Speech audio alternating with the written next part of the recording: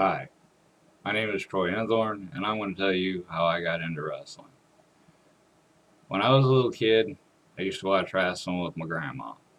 She was an avid wrestling fan. You told her it was fake, she would have kicked you in the balls. But I grew up with wrestling all through my life. It's been one of my favorite things. It's a passion. As I grew up, I used to wrestle with kids in the neighborhood all the time. We also got into bare knuckle boxing quite a bit. But wrestling was always a stable thing. And I got married, I had kids, and I got my kids into wrestling. My kids loved wrestling as much as I did back in the day. Used to take them to WWE shows, a few of the little local shows, but they were like really green, so they really didn't get into them. And then one day I was getting on MySpace. Yes, MySpace, I'm an old fuck. And I found IWA Mid South, run by Ian Rotten, up in Joliet. I thought, well, it's a 3 hour drive, but I'm going to take the kids up there and go check this out. So we went up there to Joliet, which was a treat and a joy. Didn't know everybody spoke freaking Spanish there and couldn't read Spanish. All the signs were in Spanish. But anyway, we go up to Joliet to watch this show. Well, during this show, there's a match with Jimmy Jacobs and BJ Whitmer. It's no rope barbed wire match. My kids were in love with it instantly. They thought, this is the shit. And to be honest, I did too. I thought, this is back to real wrestling again. This is like watching wrestling on Saturday mornings. I love this stuff. So we went faithfully to the IWA shows up in Joliet. And then I found out that they were running about 30 minutes away in Bellevue. I thought, well, I'm not going to drive all the way to Joliet when I can go to Bellevue. So we started going to Bellevue. Oh, during that match, the BJ Whitmer and Jimmy Jacobs match, I got to help put up the barbed wire ring, which was really cool. I got to stand next to Ian Rotten. That was the first interaction I ever had with Ian Rotten. Much respect for the man. The man is a master booker. I couldn't do as good a job of him, and I think I'm pretty damn good at it. I think he's probably the best at it. The people that he's brought up has been amazing. CM Punk, AJ Styles. I mean, the list goes on and on. Brian Daniels, freaking Tyler Black, John Moxley. I've seen tons of awesome people. I've seen Ricochet. Oh, who else have I seen? I've seen oh, Brody Lee. Yes, Brody Lee. I've seen tons of guys come through there that were just awesome. Zach Gowen. I mean, I've seen killer wrestlers, and everybody gives the man a bunch of shit. But anyway, that's how I started into the wrestling business, is talking with Ian that day. So they started realizing that I was at every show, and I found out that Ian liked to smoke a little weed. So I took a joint one night and I got Ian high, and he asked me if I wanted to come and help set up the ring at the next show. So I said, of course. So I went to the next show and I helped set up the ring, and after that I started doing it every month, and I kind of got in with the hooligans a little bit because we used to like to get nose to nose and yell at each other before the matches, and my kid was in on it. He used to get in there and get nose to nose with the hooligans. Got to hit one of them in the head with a chair one night. That got him off. And the hooligans kind of turned Joey Grunge onto me, and I hit it off with Joey really quick. Really good guy. Love Joey to death. He's my brother. Yes, sir. And, you know, one thing led to the next, and Joey says, hey, you want to go out and flyer with me? And I said, sure. So me and my buddy Marcus Murder, James Smith, who also started helping set up the ring with me, uh, went out flying with Joey and kind of got in with Joey a little bit. Found out he lived not that far away from me and started hanging out with Joey. Joey's a good guy. I love Joey. And his mom got bad off after a while, and he kind of went down to see her because she was bad off. And while he was down there, we kind of got to talking, and we came up with this idea for IWA Midwest. Sorry, Joey, but I gotta say it. I helped you with the idea. Admit it. But anyway, yes, I was in IWA Midwest. It was probably the most fun I ever had. So anyway, we come up with this idea. Well, while he's down there, people up here don't know where he's at. He's not talking to them. He's kind of like pissed off at the world right at the moment. So they're getting on the internet saying all kinds of shit, saying he's in freaking mental institution, he's freaking in the hospital, he tried to commit suicide, all this shit. And you guys know who the fuck you are. You know who the fuck you are. So anyway, yeah, Joey had to go through all that shit. And we came up with the idea, and he came back up, and we started getting in on running shows. Again, I was part of it. So anyway, I started off with like doing ring crew and doing security and things like that. And after a while, Joey kind of brought me into doing the stuff behind the scenes, like doing the sponsorships and talking to venues. And best time I ever had in my life. Love talking to people. Great. So anyway, I think I did a lot to help out with IWA Midwest. But now I got a feud going with a guy named Sean Hubbard. And he's got this thing saying that, you know, I'm this shitty wrestler and everything. I'm not even a freaking wrestler. I managed a guy a couple times. Was a ball. Marcus Murder, James Smith, partner in crime. Done everything with me in the business since day one. Been right by my side when I've done many things. He went with me to do sponsorships. He went with me to do flyer, and he went with me to set up the ring. He's was just as much part of it as I was. And anyway, while we were doing the IWA Midwest thing, I met this guy named Sean Hubbard, who now I have a feud with. Sean was an announcer. I don't know who brought him in. At the time, Ian Rotten was doing the booking, and Joey was running the show. So I don't know which one brought him in. But anyway, we were always there early, me and Murder, because we was there to set up the ring. We were usually the first ones at the venue. Once we got there, we got everything going and everything, and then we met this guy, Sean Hubbard. Well, Sean didn't have any money. Ian and Joey hadn't paid him. So I said, well, I'm going to go up and get my kid and make a frozen pizza. You want to come up and eat? So he came up and ate with us. So after we got done eating, we were on our way back, and he says, well, you know I'm gay, don't you? It's like, don't care. None of my business. Have no reaction one way or the other. And he says to my kid, who was about 10 years old at the time, I don't mind pitching or catching. That kind of pissed me off, kind of rubbed me the wrong way. So I said, well, I'm going to keep my kid away from this guy. I don't really like my kid around him. Well, after the show that night, we had another show the next day. So Sean asked if he could stay at my place. Automatically, no. Ain't happening. So he goes up and he asks James, Marcus Murder, if he could stay at his place. And James, being the kind-hearted guy he is, he says yes. So that got Sean in with James. And by the way, Sean, Murder doesn't want you to wash his hair. Still doesn't want you to wash his hair. He's good with it.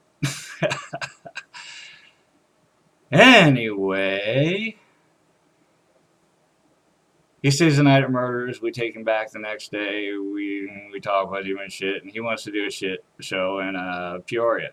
He wants to do a show at the Heart of Illinois Fair. You want to know if me and Murder would help him with it? Be our guys down here to do what needed to be done locally because he was up in the South. So anyway, we said, all right, we'd help him out. So we go and we meet him and we go to the fair. We talk to the people. We find out everything. And he says he wants to do it, which I never would have done in the first place because the floor was fucking slanted like this. You can't even do nothing with that. How fucking stupid are you? Really stupid. Anyway, I say that a lot because I get lost. So just bear with me. Anyway, he never contacts me. He never gives me no information, nothing. So he lost the venue. He didn't get to do the show. He didn't pay what he was supposed to pay, which I guess, from what I've heard rumors of, he's known for. But, you know, that's his thing. I'm known as the guy that paid the wrestlers for a show that didn't happen. So, you know, we're kind of complete opposites on our spectrum of how shows should be run. But we kind of got pissed off at the guy. Told him, you know, fuck you, we're not doing nothing. So he gets on MySpace, and or on, I don't know, I think it might have been Facebook, might have been MySpace, I'm not sure back then. Anyway, he gets on the internet, and he starts blasting me, saying I stabbed him in the back, and I was supposed to pay for Tommy Dreamer, and I didn't pay for Tommy Dreamer, and well, the deal is he found out that I loaned Joey money for a show and thought that I would give him money too. And it's like, no, I loaned Joey money. I didn't give him money. Oh, he said I backed frickin' Ian Rotten. I've never given Ian Rotten a dime except for a ticket price. That's all I've done is just like backstage stuff for him. Didn't do anything that was remotely like sponsoring a show. So, fuck you. But Joey I loaned money to. Joey paid me back. Everything's good. Never had a problem with it. But now he says I sponsored or gave Joey money for a show, and no, I loaned Joey money. He paid me back. Get it right. All right. So anyway, now I haven't talked to him in years. I have been down and out for months. I had my stomach removed. I lost 110 pounds. I have 2 giant freaking hernias. It's beautiful. You like it? Ain't that lovely? You want some of that? Women find that just sexy. But anyway, you douchebag. I can't believe I'm even doing this. Anyway, he goes around a few months ago and telling people that I'm saying this and I'm saying that. So I make a video on Facebook. I was like, keep my name out of your fucking mouth. I don't want my name in your mouth. Leave it out. I got nothing to say about you. Don't be bringing me up. But this spurred him on to doing a podcast where he blasted me and Joey. One thing, the first thing you got wrong. Here, let's start proving stuff to you, you little douchebag. The first thing is that you said I was taken out because of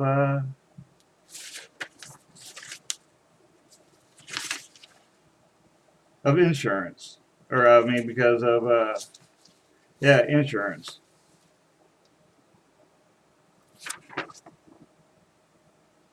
I paid an extra $651 annually to do the matches. Additional, extra. So yes, I had plenty of insurance. I had them covered on my policy. I had them covered on the Limelight's policy. I had extra coverage on my policy. I had extra coverage on their policy. I had the wrestlers covered. So, hey, insurance wasn't a thing. And,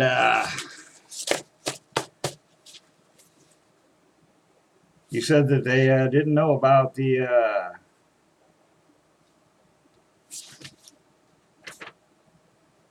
death match. Well, this is in December of 2016. The show was in March. I told him what I was doing. This could be a cheese grater, could be this, could be that, could be light tubes. Don't know. It was a fans rings of weapons match. They told me they were cool with it.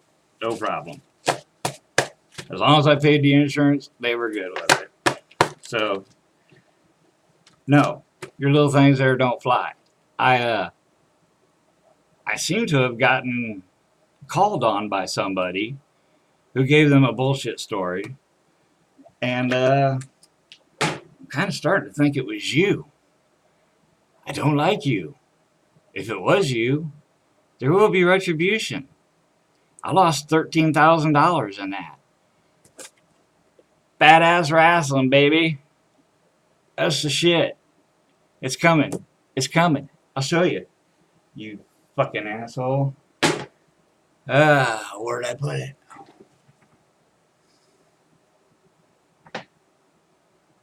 Oh, I've lost it.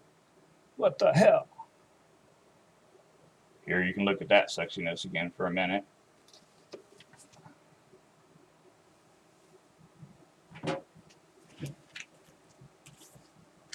Aha. I bet you ain't got this shit.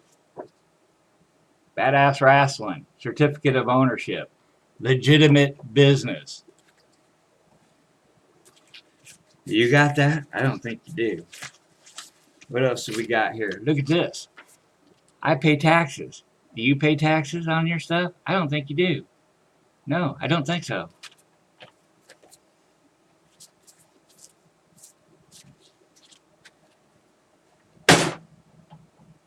So, here's the deal, Sean. You want to keep it up? You want to badmouth me on your little podcast, which I'm not going to say the name of because I'm not going to give you any kind of freaking sponsorship for free. Your little friends on there, they want to narc me off to Facebook and shit. I don't care. I get kicked off Facebook all the time. I'm about one of the most offensive guys on there. Shut up. I don't care. Your little chick wants to call me a mean girl. A mean, ugly girl from high school. I don't care. Doesn't matter to me. Your podcast sucks. You only have 18 viewers.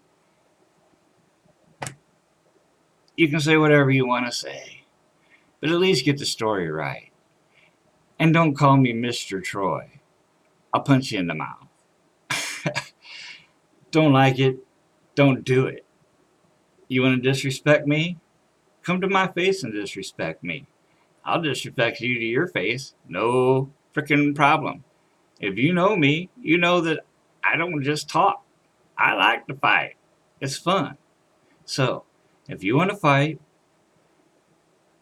we can do that. If you want to keep running your mouth, I'll keep running mine. I got lots more to say about you. Like I said, I can't stand you. Haven't since day one. That's why you've been blocked on MySpace. You've been blocked on Facebook. How you even found out about freaking Badass Wrestling, I don't know. I remember that you sent me a freaking message saying that you wanted to do something in the show. I said, I got everything already taken care of. Everything was booked up. Shit, I had things taken care of in freaking November of the year before. I had the first show already booked. It was like, you're stupid. I had things done way ahead of time. I had the money to pay the wrestlers before the show. Never rely on a gate. That's the number one rule. No, number one rule in wrestling is Neil Diamond Cutter is over. Other than that, the second rule is that you're a douchebag. I don't like you. Don't talk about me. That's the second rule. Now I lost my train of thought again because I'm getting all pissed off, and I don't like getting all pissed off, and there's not very many people I don't like, and you just kind of rub me the wrong way, and I don't want to deal with you, and I don't want nothing to do with you, so just leave me alone. Do your own thing. Leave me off your little podcast. Don't follow this podcast. Don't do it. Don't do it. Don't do it. So anyway, that's about all I really got to say on that. And that's kind of how I got into the wrestling business. It's kind of how I learned all the stuff in the background. So I guess that's it. This is a really shitty thing, and I'm gonna put it on there anyway because I was just rambling and it's fun shit, and you can see what a fucking dumbass looks like when he's rambling. So have a good one. Love ya.